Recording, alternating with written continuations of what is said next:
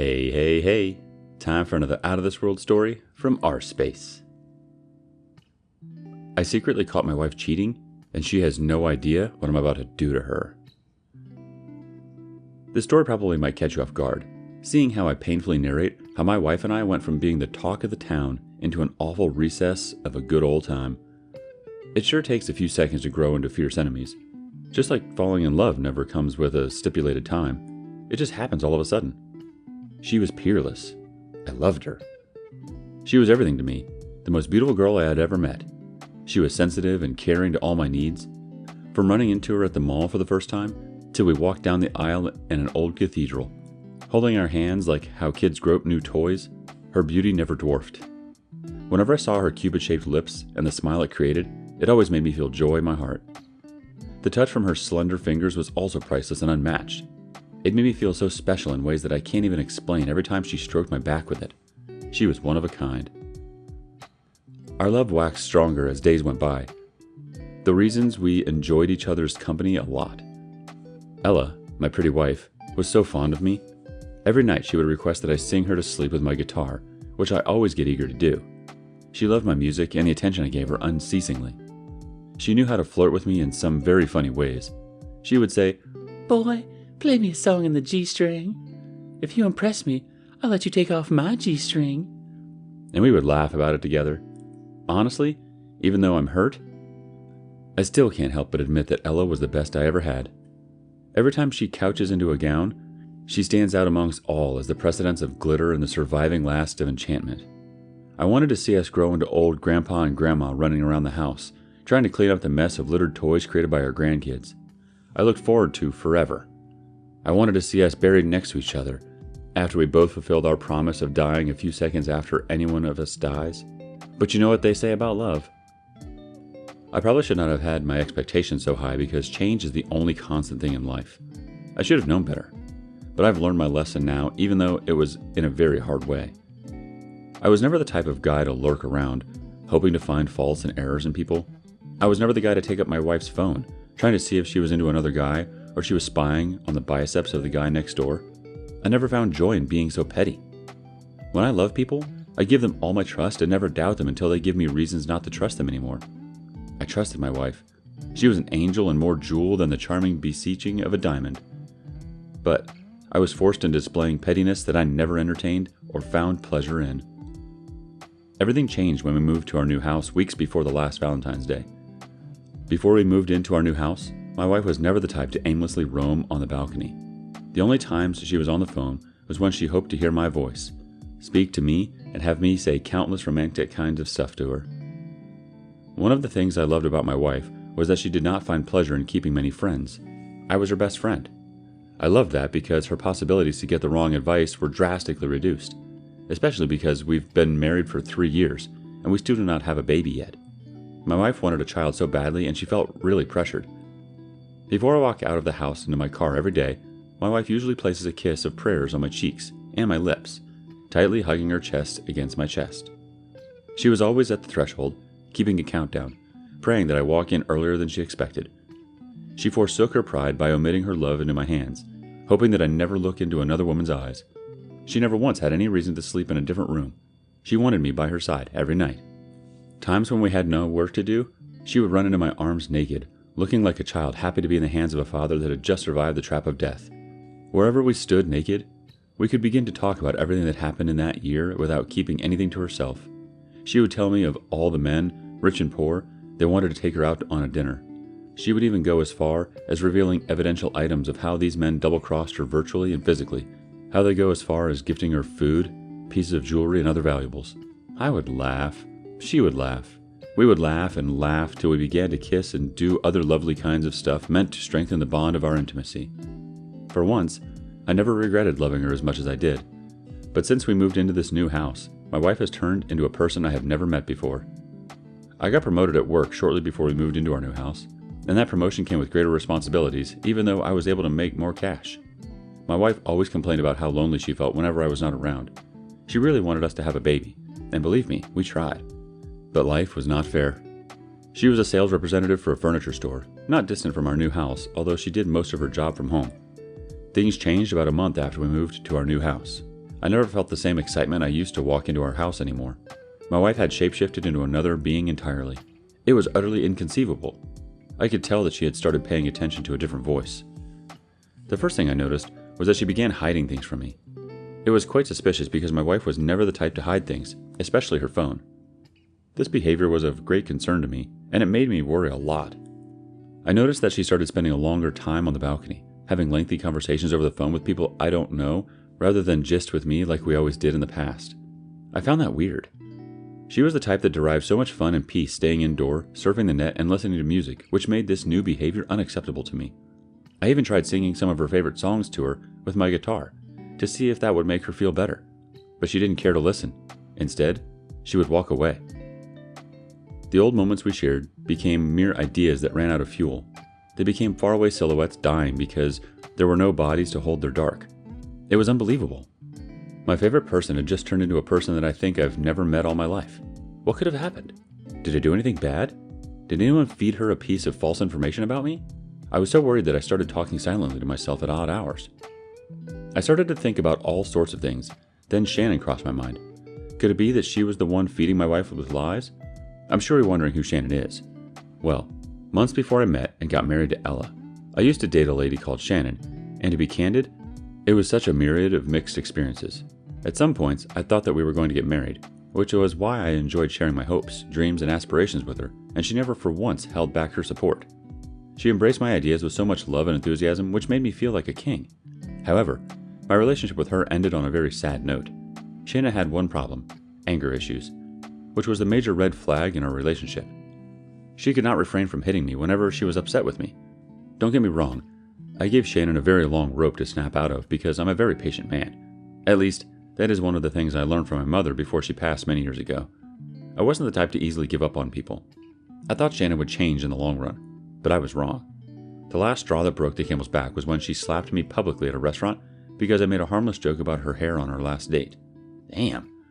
That was the moment I knew that she would never be my wife. At that event, Shannon begged and begged. She pleaded that I should let things slide and put all our offenses behind me. But I couldn't, even though I tried. I feared that things would get worse, which was a risk that I was not willing to take. After several failed attempts to make things right with me, Shannon got even more upset about the whole issue. So she started sending threats to me. The last message she sent to me before I finally blocked her was crazy. She said in the message, "Who the F do you think you are? I've tried my best to make peace with you, yet you don't want that to happen. I want you to know that ending things with me ruined my happiness, and I will do all that is within my capacity to return the favor. If I cannot have you, Fred, then no other woman will." Could Shannon be the reason why my wife Ella has been acting strange? What could really be wrong? What is going on? Damn. Those were my array of thoughts, and I desperately needed answers. While I pondered on these questions, I also wanted to be sure that my wife was not cheating on me. Since we got married, I have been a faithful and loyal husband, and I believe that life had a way of rewarding people like me by ensuring that my wife would also be loyal. Truth be told, I did not want to be petty. I did not want to go through her phone to find out, as I had never, for once, thought that she would be seeing someone else. Especially because of how much we both have invested into our relationship. It was really hard coming into the fullness of such a thought. I remembered the last altercation we had before she turned out this way. It was nothing too deep. We even had sex that fateful day, so there was no way her attitude could have been a reactionary facet of that altercation. It was nothing too serious, and I did apologize for being too hasty and negligent. My offense was that I forgot to get the nails she wanted at the store. It was a slight disagreement, and we swept it under the carpet. We settled it immediately and moved on with other important parts of our lives. This new behavior of my wife caused some emotional torture to me for several days. I tried to endure it, but it was hard. So after I had enough, and I knew I had to take action, I had no other option than to go through her phone. As a full-stack developer who works with a tech company, that was the least of my problems since I know my way around gadgets with password restrictions. One morning, while my wife was in the bathroom, I saw her phone on the bedside table staring at me. I took it and gained access into it using some crazy hacking tips I learned way back. After gaining access to her phone, I went straight to her messages. I silently hoped that nothing serious would come out of my quest for answers before reading the messages, but my guess was wrong. You won't believe what I found there. What I saw remains one of the hardest pills I've ever had to swallow in my entire life. I found an array of messages sent to my beloved wife from Janet. The question in your mind was the same question slipping out of my mouth when I saw that. Who the hell was Janet? Is Ella really having an affair with someone else? She had never mentioned anyone with that name to me. Never. Perhaps Janet was a childhood friend. At that moment, these questions were pulling down the walls of my thought, so I started reading the messages starting from the latest. I continued until I realized that Janet was my wife's lesbian partner, and my wife was deeply in love with her. Wow. My God. Was I not man enough? Could it be that Ella had been bisexual all along? But we had good sex every time. How come I never caught a glimpse of that side of her sexuality? My body temperature increased as I thought about all this. I was still in disbelief. Ella came in shortly after I had neatly returned her phone to her bedside table. She greeted me, and I smiled at her like nothing was wrong with me. Nonetheless, my discovery of her sexuality was heart-wrenching. My wife was Janet's pet. She was ready to do any and everything to make Janet happy. Ella was even promised Janet that she would invite her over while I was away. Imagine finding out that your wife is cheating on you in such a manner. Not even with a man, but with another woman? I was hurt. What even hurt me more was the fact that I had to pretend I was happy to the person closest to me in the whole world, Ella. I was right on the bed, aching badly. But my wife could not see through my pain because she was blindly in love with Janet, a woman I had never seen. I wanted to prove that those messages were from a real person, so I started to watch my wife closely with her knowledge. However, through the messages I read on her phone, I also got to know that her most preferred sexual fantasy was BDSM. Really? She never talked about this with me, and we have been married for 5 freaking years. She was always willing to try out other sexual experiences with me, but how on earth did she pick up interest in BDSM? She was always shy. She gave me that impression of a very decent angel. How on earth will she cheat on me with a lady? My ego as a man was shattered, and I was ready to make her pay. Like my wife, I also didn't enjoy keeping many friends, so I had no one to report her. I had to figure out the best way to handle the situation myself. 4 days after discovering the new person my wife had become, I decided to play a game. That morning, I told her that I was off to work and I could see the excitement on her face, like a bird that was freed from its cage. I smiled and told her that I'd be back by evening. Unknowing to her, I installed CCTV cameras in all our rooms the evening of the day of my discovery of her new sexuality. I always watched the videos every day whenever I returned from work to see if anybody came by without my knowledge. No one came visiting until 4 days after I installed the cameras. My wife invited Janet over. Janet looked a little bit older than my wife, a typical description of a MILF. As soon as she entered, my wife knelt down to welcome her. Janet wiggled her butt on my wife's face and instructed her to stand. She placed a collar cuff on my wife's neck and took her to the bedroom like a chicken that was to be slaughtered. Don't get me wrong, I have nothing against people being homosexuals, although I'm straight, but the fact that my wife never mentioned it to me all through our years of being together is the reason why it hurt me so bad. Watching how Janet made my wife go crazy really got me pissed. What a bitch. They seemed to be having much fun together.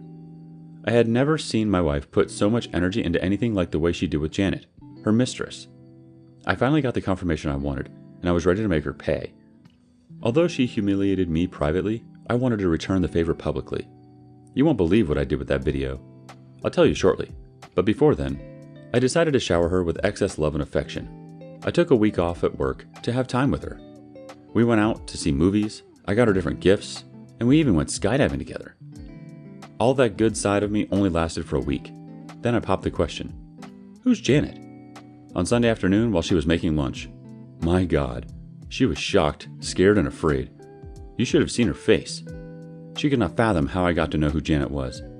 She later summoned the courage to answer me saying, "She's just a friend." I laughed and laughed and laughed, which made her feel even more uncomfortable. Then I said, okay, and left. She didn't talk to me for the rest of the day. It was quite difficult for her to sleep that night. She was busy with her phone. She was probably reporting herself to her mistress, or maybe she was trying to delete their chats. Well, I didn't care. The next day while she was at work, I sent her part of the video clip I got from the CCTV camera and I captioned it, "Just a friend, yeah?" I could bet that she was surprised because she immediately started disturbing me with phone calls. Although I refused to pick up, and after she successfully called me for about the 15th time, I got tired and decided to put my phone on airplane mode. I didn't want her calling back with another number. I guess I messed her day up again. Well, it's payback time. So what do you expect? She left work immediately, but couldn't go home. She was probably confused, and that might have been the reason why she went to Janet's place to cry and find solace.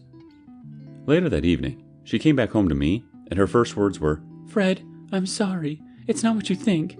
We can surely work things out." I responded saying, You don't have to be sorry, dear. You made your choices, and now it's time for me to make mine. She then went further to say, "Whatever you do, do not show that video to my mother." I stated clearly that evening that the marriage was over. I told Ella that she could come by the house whenever she wanted though, but that she would forget about knowing me. The next morning, I went straight to her mother's house. I sent the video to her mother, and she broke the news to her that our marriage was over. Furthermore, I pleaded with her mother not to try to fix anything because I was not ready to make peace with Ella. Her mother cried because she did all that was in her capacity to raise Ella in the way of the Lord, but it didn't work. I thought of posting the video on social media, but a part of me still cared and didn't want to embarrass Ella. However, the resentment I felt towards her was greater than the love I felt for her. To this day, we don't talk anymore because I blocked every communication channel between us. She doesn't deserve an honest man like me. She's a bitch. It's been over a month now, and I really doubt if she's gotten over it because she never thought that I will find out. Well, I don't care. That's what she gets for breaking our vows. We've got one reaction. Personally, I think the OP handled the situation like a pro. He was fair enough by not jumping into conclusions until he got proof that his wife was cheating. In my opinion, he has not humiliated her enough. The video needs to get to more people.